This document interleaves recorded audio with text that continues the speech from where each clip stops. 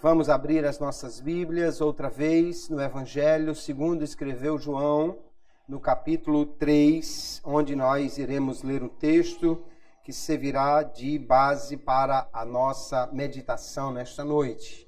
João, capítulo 3, verso 1 em diante, diz assim a palavra de Deus: E havia entre os fariseus um homem chamado Nicodemos, príncipe dos judeus.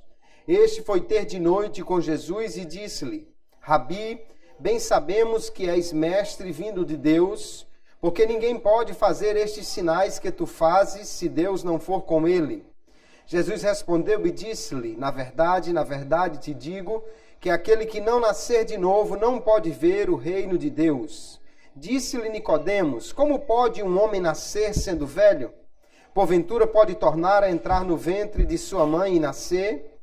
Jesus respondeu: na verdade te digo, que aquele que não nascer da água e do Espírito não pode entrar no reino de Deus. O que é nascido da carne é carne, e o que é nascido do Espírito é Espírito. Não te maravilhes de te ter dito: necessário vos é nascer de novo.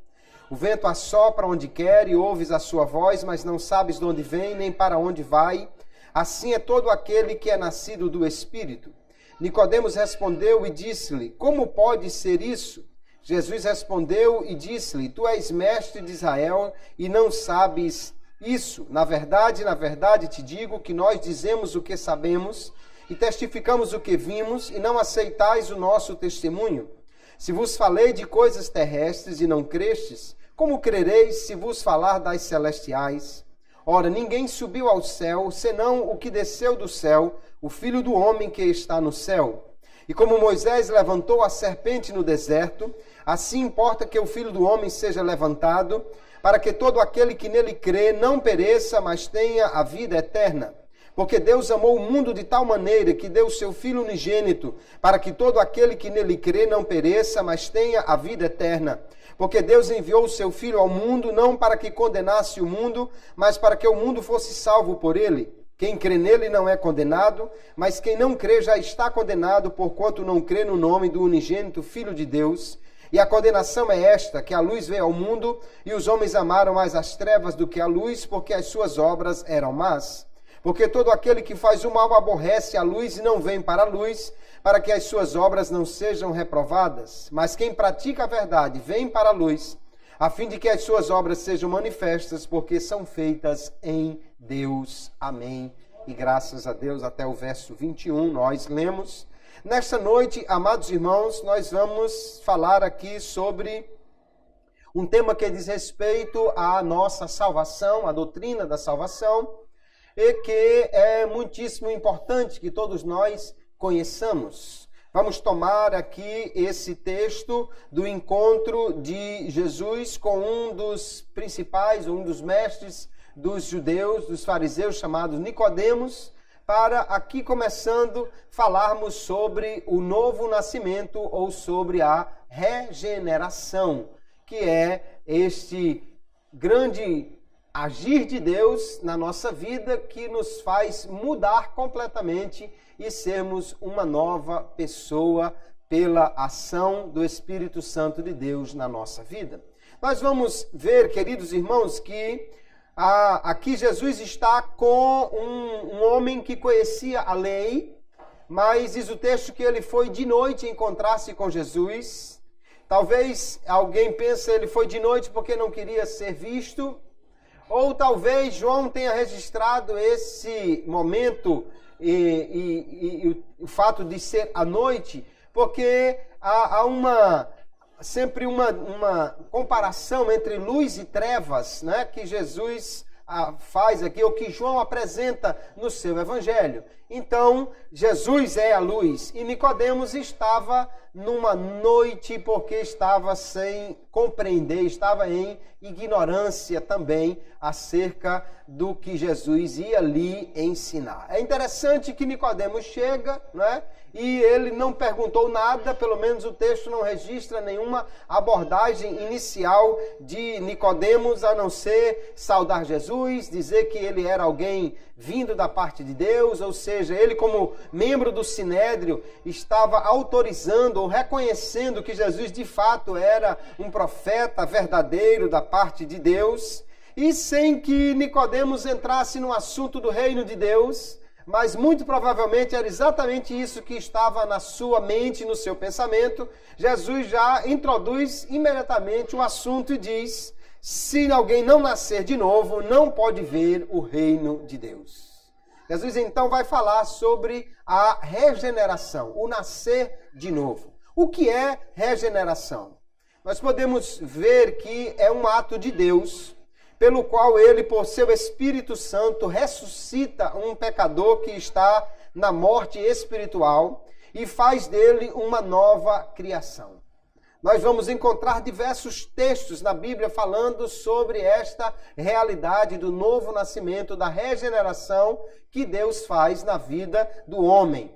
O texto de João, capítulo 1, verso 12 e 13, também fala sobre este assunto quando diz: mas a todos quantos o receberam, deu-lhes o poder de serem feitos filhos de Deus, aos que creem no seu nome, os quais não nasceram do sangue, nem da vontade da carne, nem da vontade do varão, mas de Deus.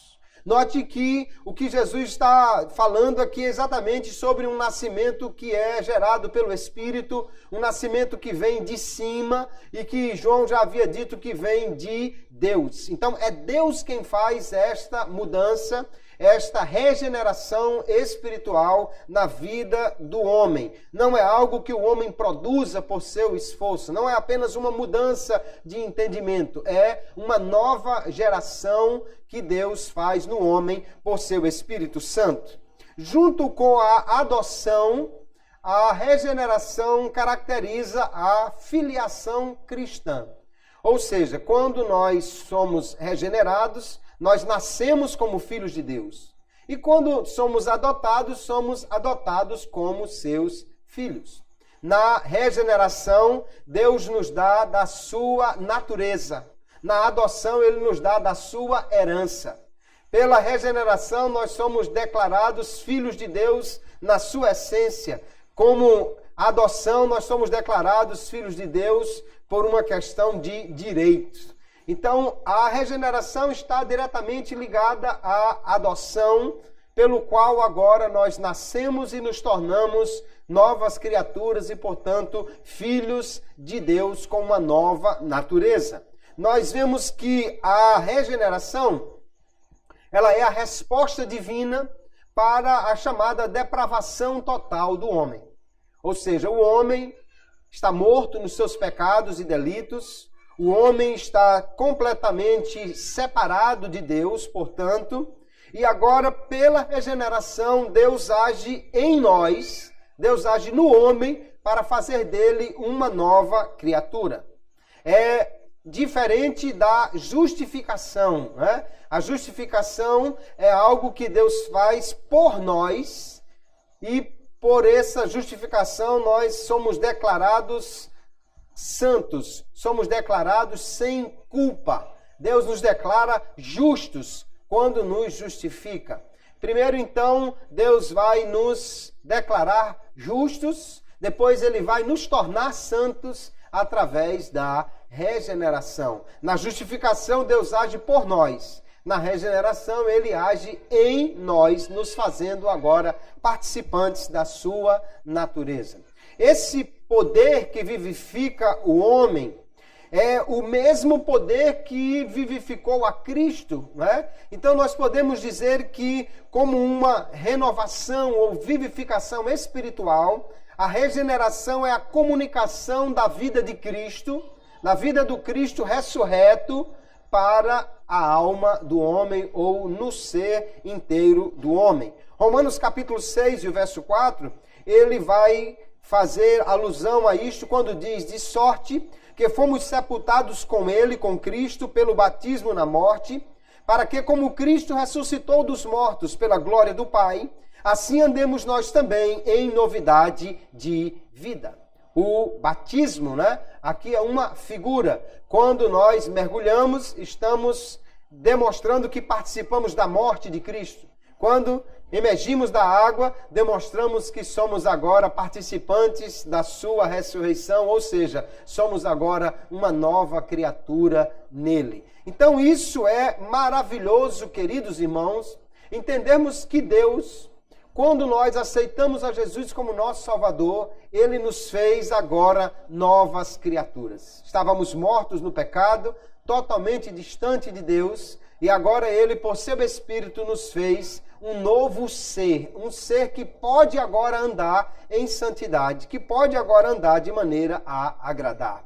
A Bíblia vai falar da regeneração com muitos outros termos. Vai falar, por exemplo, como nascer de novo, Nós vamos ver também a Bíblia falando do que nós já lemos em João 1, nascer de Deus. O novo nascimento também é falado de nascer do Espírito, como Jesus disse aqui na conversa com Nicodemos. Nós vamos ver em Efésios e Colossenses que Paulo fala que ele nos deu vida, então seria também receber vida. Passar da morte para a vida, João também vai fazer referência, e Paulo em 2 Coríntios diz que é ser uma nova criatura, onde as coisas velhas passaram e tudo se fez novo. Então, tudo isso está relacionado ao mesmo ato, que é o ato da regeneração, onde Deus nos faz novas criaturas. Nós podemos ver que, do ponto de vista de Deus, o que Deus faz em nós na regeneração pode ser resumido aqui em 3 verbos.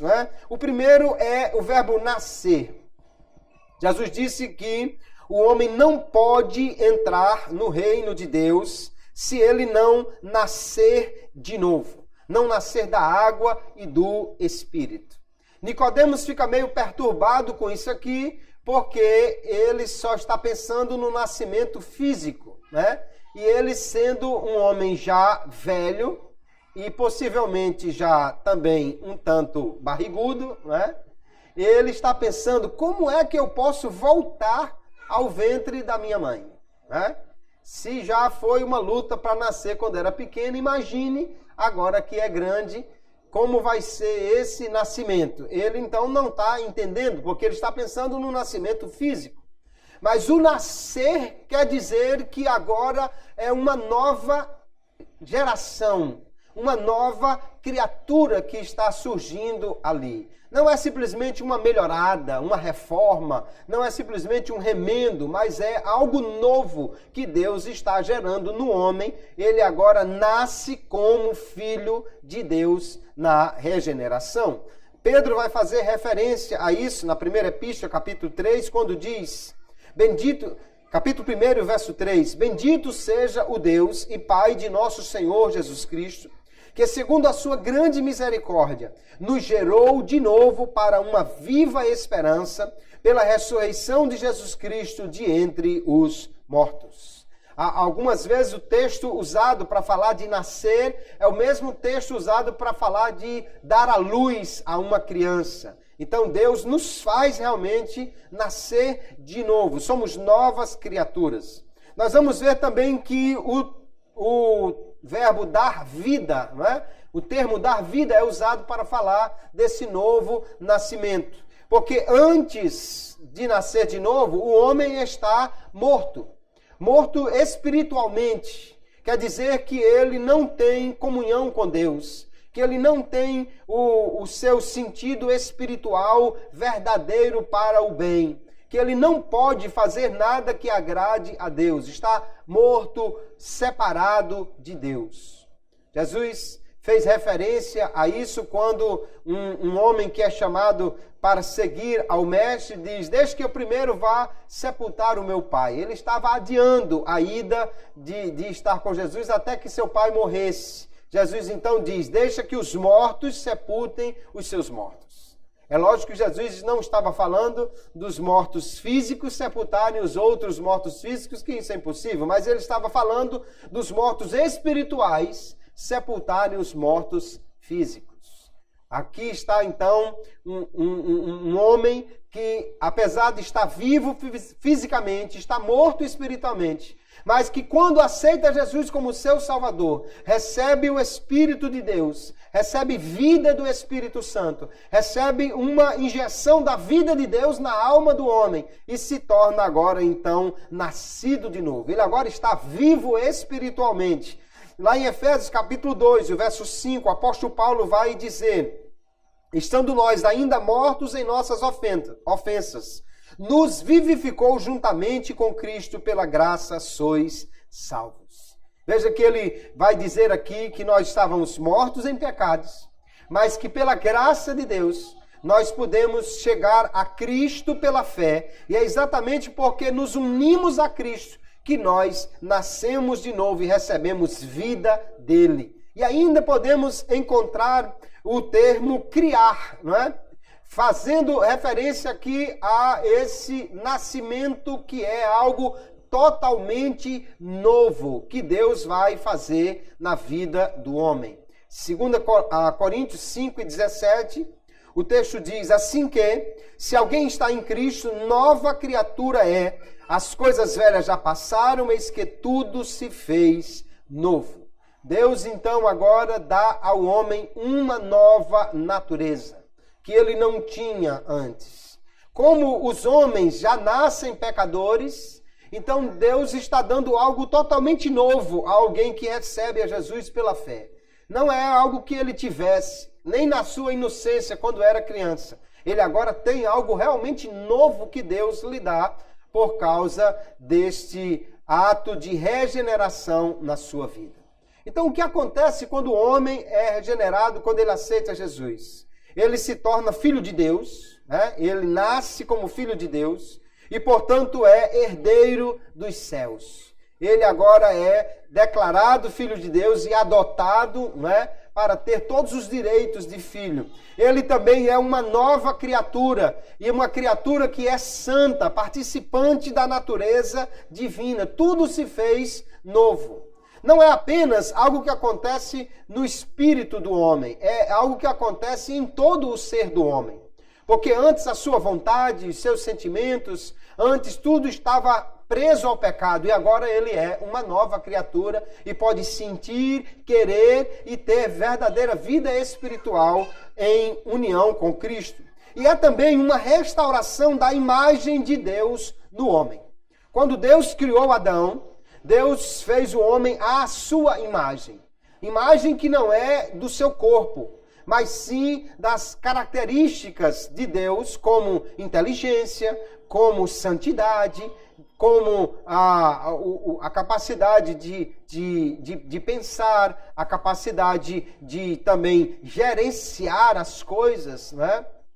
Havia a imagem de Deus em Adão. Essa imagem foi seriamente prejudicada. Não totalmente destruída, mas muito prejudicada quando ele pecou. Mas agora, uma vez que ele é nova criatura, então ele é, de novo, restaurada a imagem de Deus nele.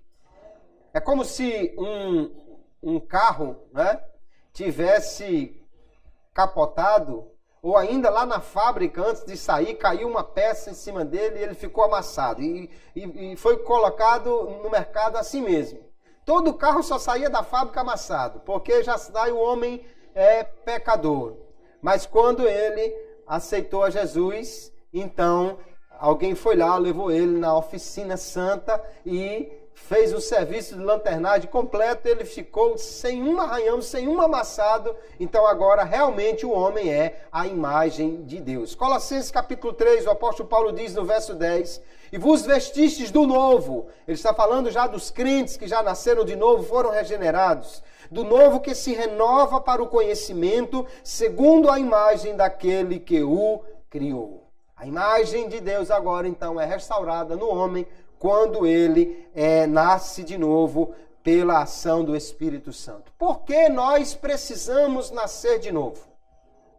Jesus encontra um homem que já é um religioso, que já vive dentro de uma série de preceitos que ele tenta cumprir, um homem que provavelmente é um homem sério, um homem bom, um homem que faz caridade, um homem que ora, um homem que jejuma, sendo ele fariseu, fazia isso pelo menos 2 vezes por semana. Mas por que ele precisa nascer de novo?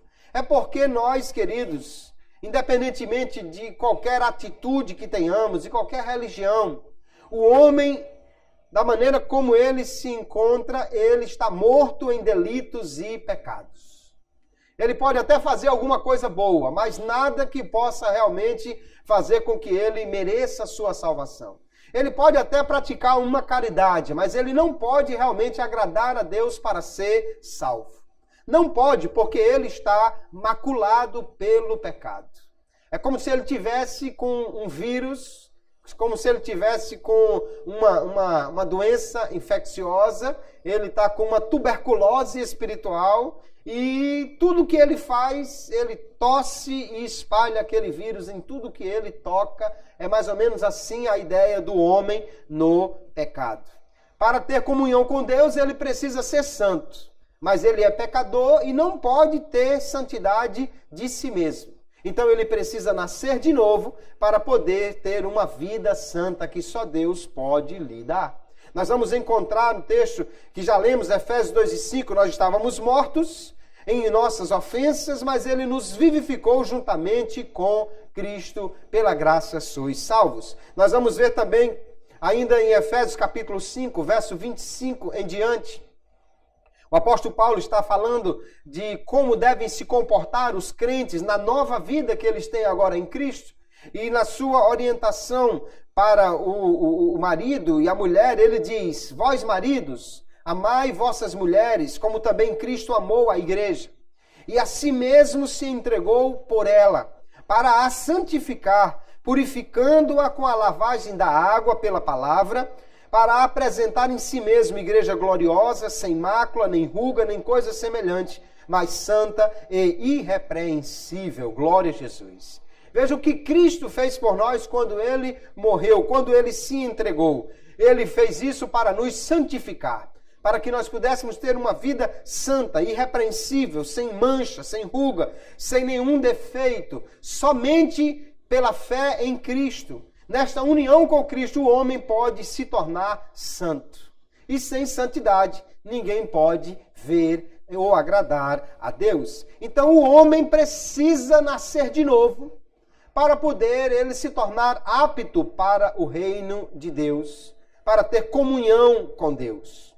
No reino de Deus, só podem de fato viver aqueles que são filhos de Deus. Aqueles que pertencem a esse reino, na realidade, pertencem também à família do rei. E aí não tem jeito, senão nascendo de novo, como agora filho de Deus pela fé em Cristo. Então, Jesus vai dizer claramente, tem que nascer de novo para ver o reino de Deus. Ou seja, para reconhecer realmente os valores desse reino. Depois ele diz, tem que nascer do Espírito e da água para poder entrar no reino de Deus. Nascer do Espírito, obviamente, é porque o Espírito Santo é esse agente. Nascer da água, alguns pensam que ele poderia estar fazendo menção ao batismo, que Nicodemos já conhecia como sendo um elemento de purificação, mas eu concordo mais com outros comentaristas que vão fazer menção, como nós lemos aqui em Efésios, que a água é a palavra de Deus, a qual ela simboliza, né? Que é o agente de purificação na vida do homem. Nós vamos logo mais ver isso em detalhes. Então, para poder entrar no reino de Deus, ser santo e ter comunhão com ele, é preciso nascer de novo. Mateus 18:3, Jesus diz, e disse, em verdade vos digo que, se não vos converterdes, converter também é outra referência a esse momento de ser novo, de ser nascido, de mudar completamente de direção na vida. E não vos fizerdes como meninos, de modo algum entrareis no reino dos céus. É preciso essa mudança realmente para alguém fazer parte do reino de Deus. Então o homem precisa se arrepender e precisa crer em Jesus em resposta à mensagem do Evangelho. Quando o Evangelho é anunciado, o homem então crê nesta pregação, arrependendo-se dos seus pecados. Fé e arrependimento estão juntos, porque o arrependimento é quando ele reconhece ou crê que ele é pecador. E a fé é quando ele, então, sendo pecador, confia em Jesus, na sua morte, na sua obra, para a sua salvação, para a salvação do homem. Então, assim, ele pode realmente ser nova criatura, nascer de novo. Atos capítulo 2, verso 38. Quando os homens que estavam ali em Jerusalém no dia de Pentecostes ficaram preocupados. E agora, o que nós precisamos fazer para ser salvos? E Pedro então responde: arrependei-vos e cada um de vós seja batizado em nome de Jesus Cristo para perdão dos pecados e recebereis o dom do Espírito Santo. Arrependimento, então, e o batismo como uma declaração pública de fé. Não que o batismo seja necessário para a salvação, nós vamos ver também isso em detalhes logo em seguida. Mas o batismo aqui como uma declaração de fé, né? De que ele realmente creu em Jesus como seu Salvador. Isso é necessário. Então veja que o homem, ele coopera neste processo de sua salvação antes da regeneração, porque ele precisa crer, e depois quando ele vai viver uma vida santa. Mas o ato de regeneração é algo que Deus faz na vida do homem. O homem não pode contribuir para a sua regeneração. Ele só pode aceitar que Deus faça pela fé em Cristo.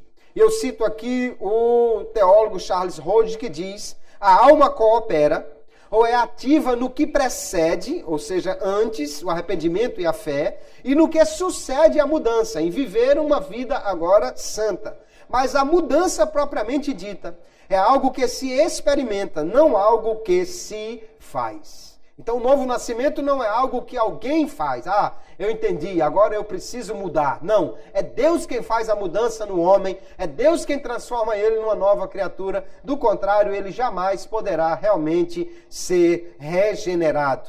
Então o que não é regeneração, já que nós vimos algumas questões que estão relacionadas a esse novo nascimento. Primeiro, regeneração não é simplesmente mudança de religião. Nem é mesmo aceitar uma religião. Isso é apenas proselitismo, né? Trazer alguém para uma nova religião. Não é isso que Jesus está fazendo com Nicodemos. Jesus não está dizendo: Nicodemos, você precisa ser religioso. Não, ele já tinha uma religião. Nem Jesus está dizendo: Nicodemos, você precisa trocar de religião. Saia do judaísmo e venha para o cristianismo. Não é isso que Jesus está dizendo, porque regeneração não é só mudar de religião, é mais do que isso. É mudar de natureza. É ter uma nova natureza, uma vida santa que só pode ser gerada pelo Espírito Santo de Deus. Obviamente, regeneração também não é um sinônimo de reencarnação. Apesar de muitos espíritas, muitos seguidores da doutrina espírita quererem afirmar que regeneração e reencarnação são a mesma coisa, absolutamente. De forma alguma isso é similar na Bíblia. Primeiro, que fica claro aqui que Nicodemos não tinha essa ideia de nascer de novo sendo numa próxima vida. Quando Jesus diz: você precisa nascer de novo, ele só lembra daquela vida. E ele diz: então eu tenho que voltar para o ventre da minha mãe. Ele não está dizendo: ah, já está certo, Jesus, eu estou entendendo, então é na próxima, né? Não, ele está dizendo: essa de novo lá no início.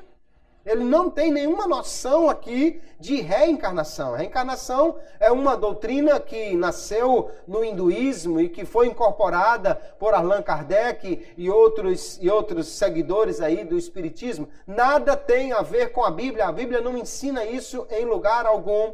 O que a Bíblia ensina não é o homem nascer num novo corpo, mas sim o homem receber uma nova geração no seu ser, uma nova criatura que é nascida no seu ser, uma mudança completa na sua vida, gerada pelo Espírito Santo. Na reencarnação, o mesmo espírito vai para um outro corpo. Na reencarnação isso acontece. Na regeneração, no mesmo corpo, o homem recebe um novo espírito ou recebe agora uma nova geração espiritual. Nicodemos entendeu. Não é isso. Jesus diz que nem é físico o nascimento, é um nascimento espiritual. Reencarnação também não é apenas uma reforma moral, uma melhora no comportamento, uma mudança externa. Não, Nicodemos já tinha demais. O que ele precisava agora não é simplesmente um novo código, mas sim uma nova natureza para poder agradar a Deus. Também nós vamos ver que regeneração, queridos, não é o batismo nas águas. O batismo nas águas é apenas um símbolo externo de uma realidade interior. Ou seja, quando alguém se batiza em águas, está dando uma demonstração pública, exterior, daquilo que já aconteceu no seu interior, que é o novo nascimento, a regeneração. Não é o batismo que regenera. Nós vamos ver que pessoas que não puderam ser batizadas como o ladrão da cruz, no entanto, receberam a salvação e, portanto, nasceram de novo pela fé em Cristo. E o batismo apenas é uma demonstração pública. Nós vamos ver isso com mais detalhes em seguida. Também a regeneração não é o primeiro passo na ordem da salvação. Ou seja, no que Deus faz por nós quando nós aceitamos a Jesus. Na ordem lógica dos eventos envolvidos na salvação do homem. Quando a gente aceita Jesus, nós somos justificados, regenerados, adotados, santificados. Tudo isso acontece no momento que o homem aceita Jesus.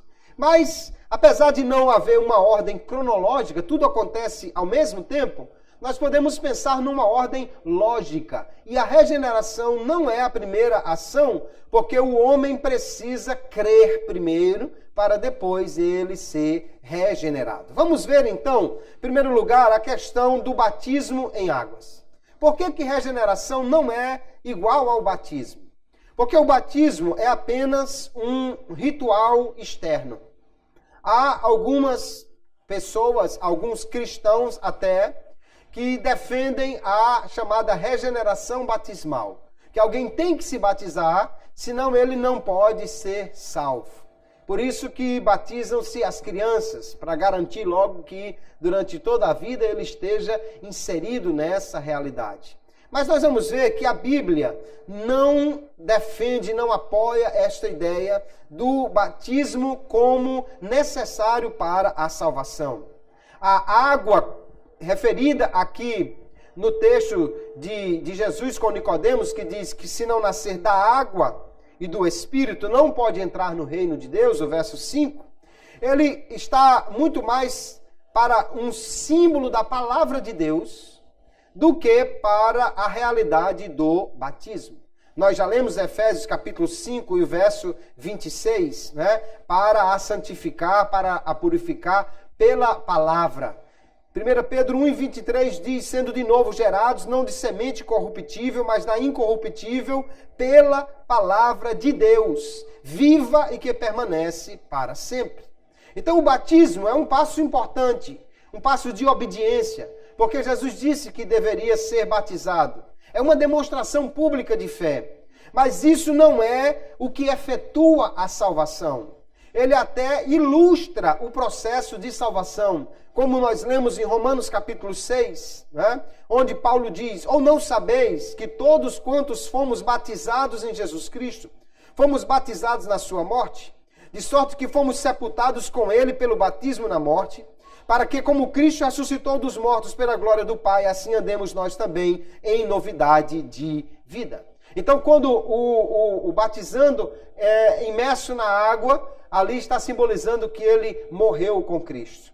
Quando ele emerge da água, então ele agora está simbolizando que ele nasceu de novo, ressuscitou espiritualmente, como Cristo também ressuscitou. O batismo, então, é um símbolo do que já aconteceu no coração e na vida daquele que recebeu a Cristo como seu Salvador. Não é um meio de obter a salvação, porque a salvação não é pelas obras. não é algo que o homem faça que lhe dá a salvação. A salvação é unicamente pela fé. Se o batismo fosse necessário para a salvação, então a salvação também seria pelas obras, ou seja, você tinha que fazer alguma coisa que seria o batismo para alcançar a salvação. Efésios 2:8, Paulo diz claramente, porque pela graça sois salvos, por meio da fé. Isso não vem de vós, é dom de Deus, não vem de obras para que ninguém se glorie. Então, o crente deve se batizar? Sim, deve. Mas não para ser salvo. Ele deve se batizar porque já é salvo. Porque já é uma nova criatura. Porque já nasceu de novo.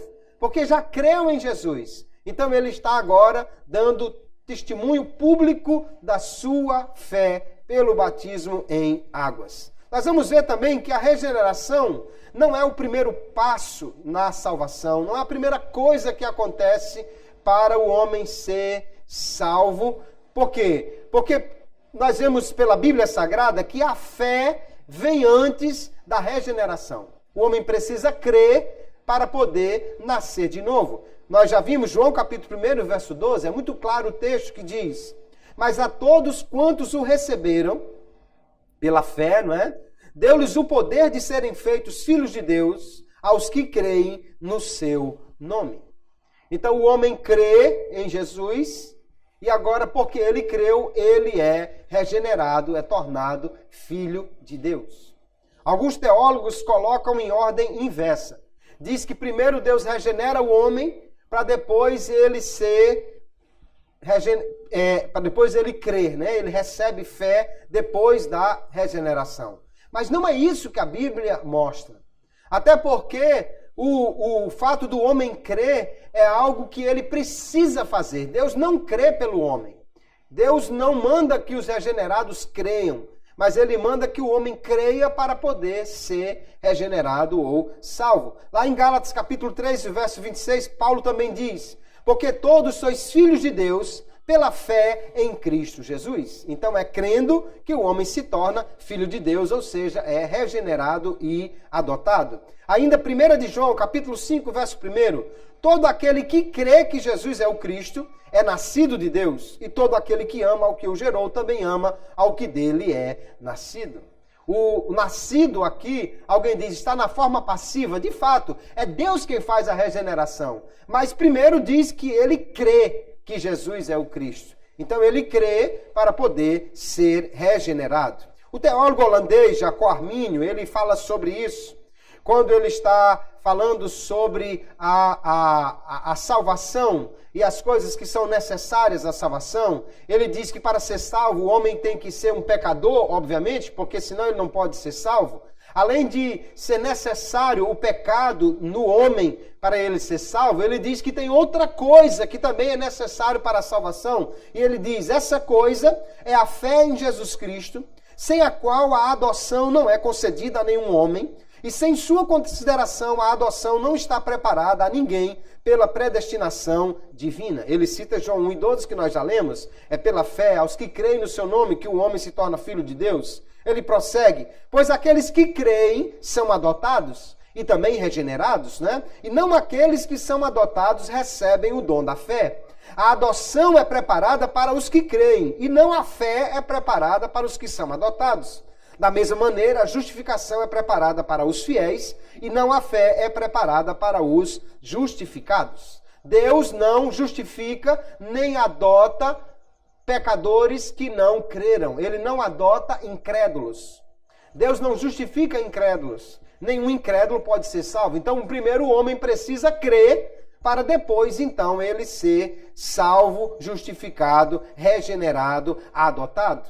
O homem primeiro crê, então, para ser salvo. Vamos ver outros textos. Atos 16, verso 31.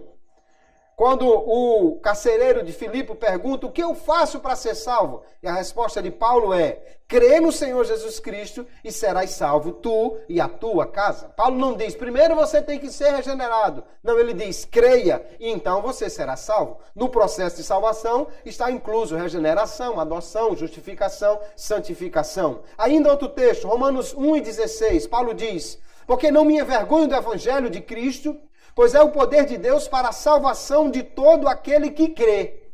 primeiro do judeu e também do grego. Então, a salvação aí é condicionada à fé em Cristo. A saber, Romanos 10 e verso 9, um texto muito claro, como alguém deve ser salvo. Paulo diz, se com a tua boca confessares ao Senhor Jesus e em teu coração creres que Deus o ressuscitou dos mortos, serás salvo. Visto que com o coração se crê para a justiça e com a boca se faz confissão para a salvação. Então é necessário a fé e é necessária a confissão de fé para que alguém possa ser salvo e ser regenerado, que faz parte do processo de salvação. Quando alguém é regenerado, ele recebe o Espírito Santo. O Filho de Deus recebe o Espírito Santo que passa a morar nele, até como testemunho de que ele é Filho de Deus. Mas como alguém recebe o Espírito Santo? A Bíblia vai dizer também que recebe-se o Espírito Santo através da fé, do ato de crer em Jesus. Por exemplo, Gálatas capítulo 3 e o verso 14. Para que a bênção de Abraão chegasse aos gentios por Jesus Cristo e para que, pela fé, nós recebamos a promessa do Espírito. O Espírito é dado àquele que crê. Outro texto, João capítulo 7, verso 38. Jesus diz, quem crê em mim, como diz a Escritura, rios de água viva correrão do seu ventre. E João explica, e isto disse ele do Espírito, que haviam de receber os que nele crescem, porque o Espírito Santo ainda não fora dado, por ainda Jesus não ter sido glorificado. Então, quando Jesus fosse glorificado, o Espírito Santo seria prometido, mas ele seria dado àqueles que crescem. Então é preciso crer primeiro, para depois receber o Espírito Santo, ou seja, todo o processo de salvação primeiro tem que ser precedido por fé. Ainda Efésios 1:13, em quem também vós estáis, depois que ouvistes a palavra da verdade. Primeiro o homem ouve a palavra da verdade, que é o chamado de Deus, é o primeiro movimento de Deus para a salvação do homem, é esse chamado que é a palavra sendo aplicada pelo Espírito Santo ao coração, e ouviste a palavra da verdade, o evangelho da vossa salvação, e tendo nele também crido, fostes selados com o Espírito Santo da promessa. Então, primeiro o homem crê, depois ele recebe o Espírito Santo. Não é o contrário, primeiro ele é regenerado e recebe o Espírito Santo para então crer. Não, é porque ele creu que ele recebe o Espírito Santo. Então, antes de Deus operar a salvação em nós, que é a regeneração e a santificação, ele precisa fazer algo por nós, que é a justificação. Só que essa justificação, ela se dá pela fé. Então o homem precisa crer para poder ser justificado e então regenerado, vivificado, santificado para receber então a salvação, ou seja, todo o processo que Deus faz nele quando ele crê em Jesus. Assim nós entendemos, e está na nossa declaração de fé da Assembleia de Deus recém-publicada, né, que o homem primeiro crê, a fé precede a regeneração. Ele crê e só então ele é regenerado por Cristo Jesus. Como a regeneração se dá? Nós já vimos a essa altura muitas dessas coisas, estamos só confirmando este ponto. Primeiro Jesus disse, aquele que nasce da carne é carne, mas o que nasce do Espírito é Espírito. Então, o nascimento espiritual só pode ser feito pelo Espírito Santo. O agente da regeneração principal é o Espírito Santo de Deus. O mesmo poder que Deus usou para ressuscitar a Cristo dentre os mortos é o mesmo poder espiritual que os crentes recebem para serem novas criaturas. Tito capítulo 3 e o verso 5, Paulo diz, não pelas obras de justiça que houvéssemos feito, veja que a salvação não é pelas obras, portanto não pode ser pelo batismo, mas segundo a sua misericórdia, nos salvou pela lavagem da regeneração e da renovação do Espírito Santo. É o Espírito Santo quem gera no homem este novo viver, esta nova criatura. E o outro agente é a palavra de Deus. Jesus disse, então, tem que nascer da água, que é a palavra, e do Espírito, o Espírito Santo. A comunicação da mensagem é que faz com que o homem creia para que ele tenha vida nova em Cristo. Nós já vimos 1 de Pedro 1,23, agora citamos Tiago 1,18, quando ele diz: segundo a sua vontade, a vontade de Deus, ele nos gerou pela palavra da verdade, para que fôssemos como primícias das suas criaturas. Então a palavra de Deus, irmãos, é quando ela é aplicada ao coração pelo Espírito Santo, que o homem pode crer. Como é que a fé surge no coração? A Bíblia diz, a fé vem pelo ouvir, o ouvir pela palavra, ou pela pregação da palavra de Deus. Então a palavra de Deus faz com que o homem creia. E essa palavra também é quem vai continuar esse processo de purificação. Cada vez que você lê a palavra, o Espírito Santo vai lhe ensinando por meio dela como andar de forma a agradar a Deus. Então a palavra é um elemento que o Espírito usa para poder purificar o crente. A regeneração, então, não é gerada pelo esforço humano. Há muitas religiões que pregam salvação pelas obras. Você faz alguma coisa, você faz caridade, você ajuda os pobres, você anda de casa em casa vendendo uma revistinha, você vai para um outro país para pregar o evangelho. Enfim, tem uma série de coisas que algumas religiões pregam que você tem que fazer para poder ser salvo. A Bíblia não ensina salvação pelas obras. Não é o batismo, não é algo que você faça, mas é simplesmente quando você crê em Jesus e recebe então esta graça de Deus, que é a ação do Espírito Santo no coração, que o homem é feito nova criatura. Claramente Jesus disse que nasce da carne é carne. Capítulo 1 de João, ele diz, não nascido da vontade do homem, mas de Deus. É Deus quem faz este novo nascimento no homem. É o poder do Espírito e a palavra de Deus usada por ele, que capacita o homem então a ver a verdade. A graça preveniente que abre os olhos espirituais do homem para que ele possa entender a palavra e dar crédito a ela. Aí então ele pode se arrepender e crer em Jesus como seu Salvador. Isso é necessário e é só isso que o homem precisa fazer para ser salvo. Ou seja, é o Espírito quem fala ao coração, é o Espírito quem convence o homem do pecado. Ele apenas não resiste ao Espírito Santo e agora então é gerado de novo pela fé quando ele crê em Jesus. A graça de Deus lhe habilita para isso. 1 Coríntios capítulo 2, veja que texto interessante. Paulo vai dizer, verso 12, mas nós não recebemos o Espírito do mundo.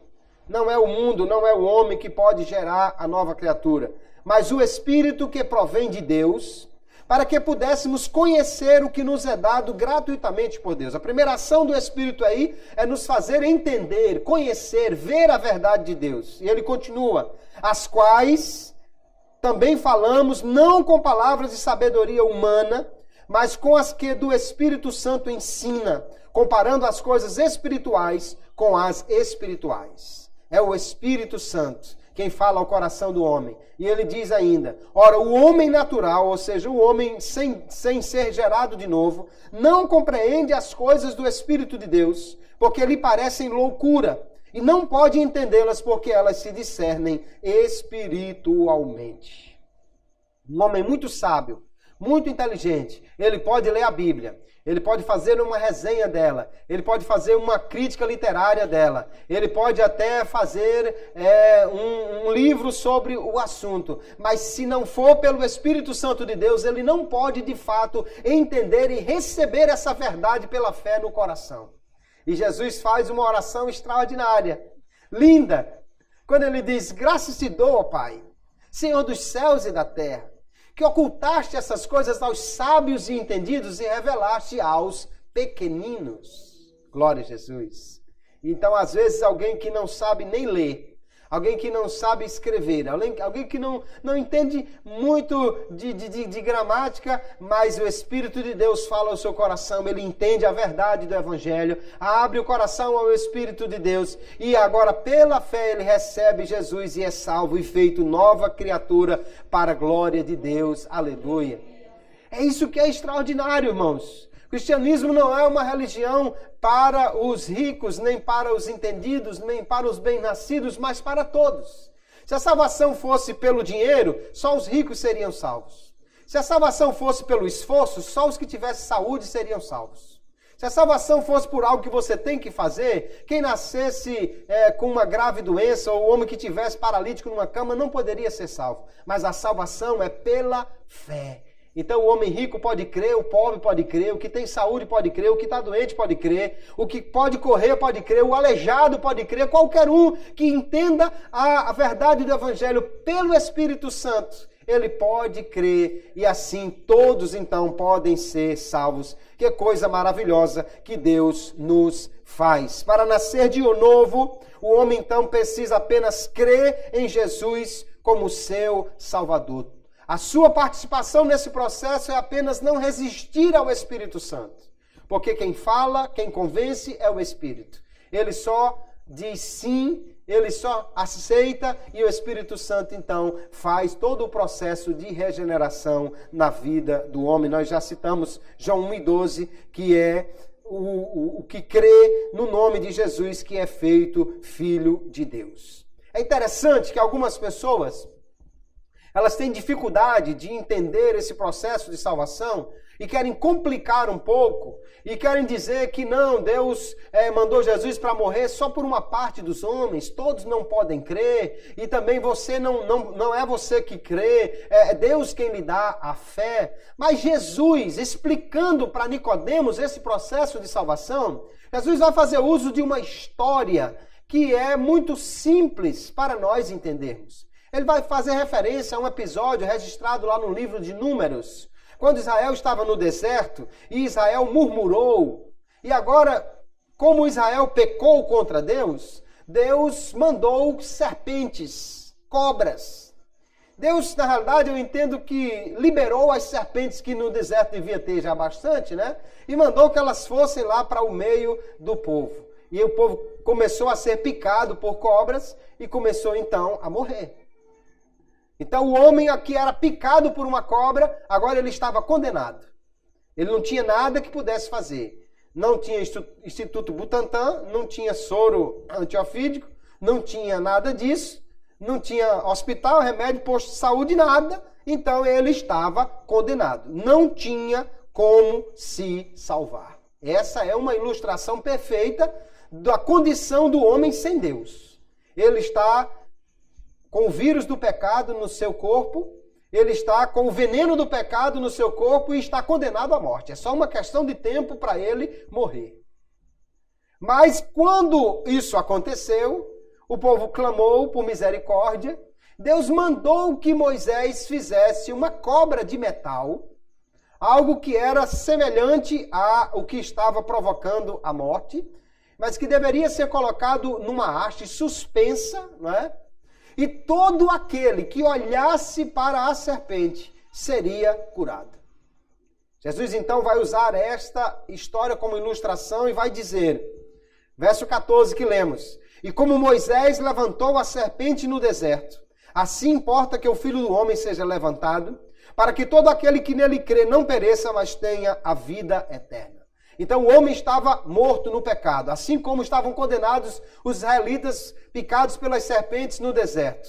Só que agora Deus providenciou o remédio. Foi Deus quem trouxe a solução. Mandou Moisés colocar a serpente na haste. Não foram os homens que procuraram um matinho que botava lá, não fizeram um caldo de alguma coisa, não inventaram uma técnica de filtrar o sangue. Nada disso eles fizeram porque não tinham como fazer. Deus providenciou a solução, assim como Deus mandou também Jesus como solução para o pecado do homem. E qual seria a forma como alguém seria salvo? Bastava olhar para a serpente. Obviamente, olhar para a serpente significava acreditar no que Deus disse, que se olhasse para a serpente seria salvo. Não era olhar para a serpente porque ficou procurando alguma coisa e passou a vista pela serpente, mas olhar para ela em cumprimento àquilo que Deus já havia dito. Quem olhar para a serpente será curado. Agora, é óbvio, queridos irmãos, que se você olhar para uma cobra de metal, você não vai ser curado da picada de uma cobra de verdade. Não tente fazer isso em casa que não vai dar certo. Não é algo natural. É algo que somente pela fé é realizado. É algo sobrenatural que Deus faria ali.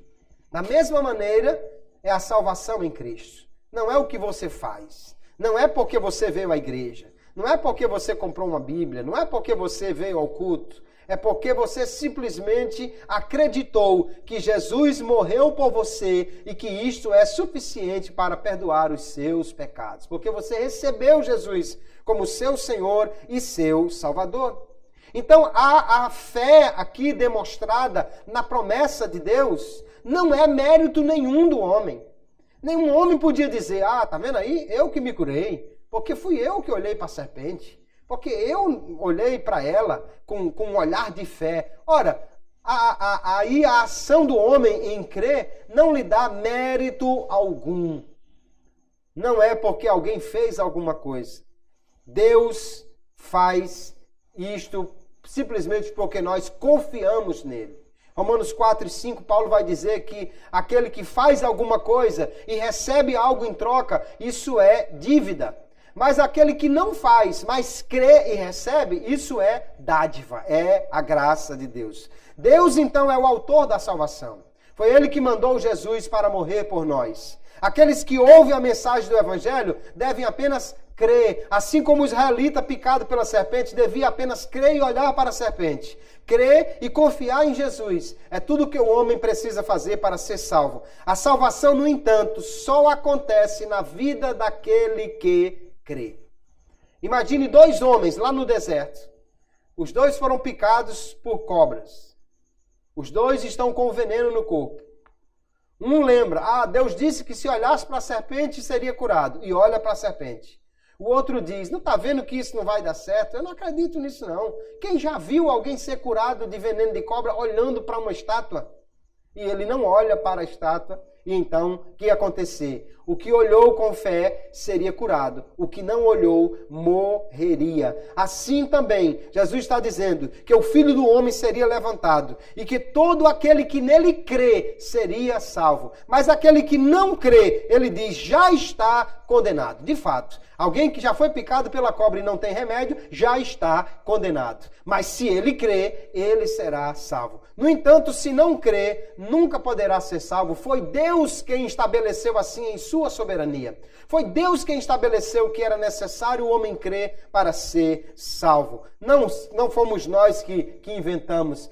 É a Bíblia que diz claramente. Então, agora que alguém crê, ele é filho de Deus. O Espírito Santo passa a morar nele e dá testemunho que ele é filho de Deus. Romanos 8, Paulo vai dizer que o Espírito testifica com o nosso Espírito que nós somos filhos de Deus. Glória a Jesus. Nós vamos ver que essa alegria que o Espírito Santo traz, essa nova geração que nós temos no nosso ser, isso traz esperança, queridos. Antes ninguém tinha esperança. Imagine o homem mordido, picado pela cobra. Não tinha esperança. Mas agora há uma esperança, porque Cristo morreu por nós. Aleluia. E Pedro diz, bendito seja o Deus e Pai de nosso Senhor Jesus Cristo, que segundo a sua misericórdia, nos gerou de novo para uma viva esperança pela ressurreição de Jesus Cristo de entre os mortos. O crente deve viver alegre, cheio de esperança, de alegria, porque nós somos novas criaturas por Cristo Jesus. E agora que somos filhos de Deus, o amor de Deus é derramado no nosso coração. O Filho de Deus ama a Deus e obedece a sua palavra e ama ao próximo. Somente o nascido de Deus pode ter esse amor. Como Paulo diz, a esperança não traz confusão, Romanos 5 e 5. Porquanto o amor de Deus está derramado em nossos corações pelo Espírito Santo que nos foi dado. Você tem amor de Deus no coração, derramado. Se você acha que é pouco, peça que ele derrama mais. Mas nós podemos amar a Deus e amar ao próximo por este amor. Também aquele que é regenerado, agora ele tem domínio sobre o pecado. Ele não vive mais escravizado ao pecado. Você que é nova criatura, que é filho de Deus, você pode viver sem pecar. Você pode viver uma vida santa. Pastor, mas vez por outra eu tropeço, mas você pode continuar crendo, pedindo perdão ao Senhor e procurando viver uma vida santa, Ele, o Senhor, nos libertou da escravidão. E Paulo diz, Romanos 6:14, porque o pecado não terá domínio sobre vós, pois não estáis debaixo da lei, mas debaixo da graça. Ainda podemos pecar e, infelizmente, ainda pecamos. A regeneração não nos torna perfeitos. Não quer dizer que você agora está imune ao pecado. Isso só vai acontecer quando nós formos arrebatados. Na glorificação é que nós estaremos agora livres completamente do pecado. Por enquanto, o pecado ainda existe e vez por outra quer atrapalhar a carreira do crente. João diz, 1 de João 1:8, se dissermos que não temos pecado, enganamos-vos a nós mesmos e não a verdade em nós. Ninguém está totalmente imune do pecado. Mas ele não tem domínio sobre nós. O que quer dizer que o crente não vive na prática do pecado. O pecado, se ocorrer, e quando ocorrer, é um acidente. É pecado porque somos fracos. É pecado porque às vezes ignoramos, não conhecemos a palavra. Mas não pode ser um pecado planejado, deliberado, voluntário. Isso não faz parte da vida do crente. Agora nós somos novas criaturas e a regeneração coloca em nosso coração uma nova disposição de fazer o que agrada a Deus, de viver para a santidade, de modo que não somos mais escravos do pecado. Eu e você somos livres do pecado e podemos viver em santidade para agradar a Deus. E aqueles que são filhos de Deus, eles estão guardados pela fé em Cristo.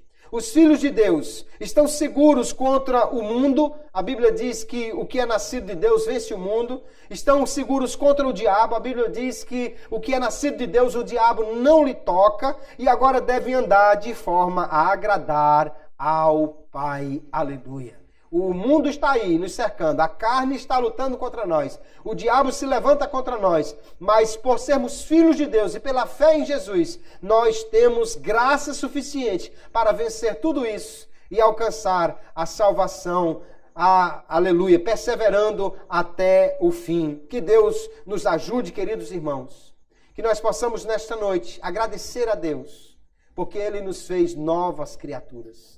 Você não é mais a mesma pessoa que era antes. Você não é mais o mesmo homem, a mesma mulher que era antes de aceitar a Jesus. Você agora é uma nova pessoa. E as pessoas precisam ver essa mudança de vida, essa mudança de atitude. Crente não pode viver como um não crente. Crente vive diferente porque é uma nova criatura. Não é fazendo isso que você vai ser santo. É porque você já é santo, já é filho de Deus, que você deve viver uma vida diferente e nova, que glorifique ao Pai que está no céu. Que Deus nos ajude, que possamos cada dia mais agradecer ao Senhor por sermos regenerados por Ele, novas criaturas em Cristo Jesus, e andemos conforme essa nova realidade que temos para a glória de Deus. Amém, queridos? Que Deus abençoe a todos em nome de Jesus.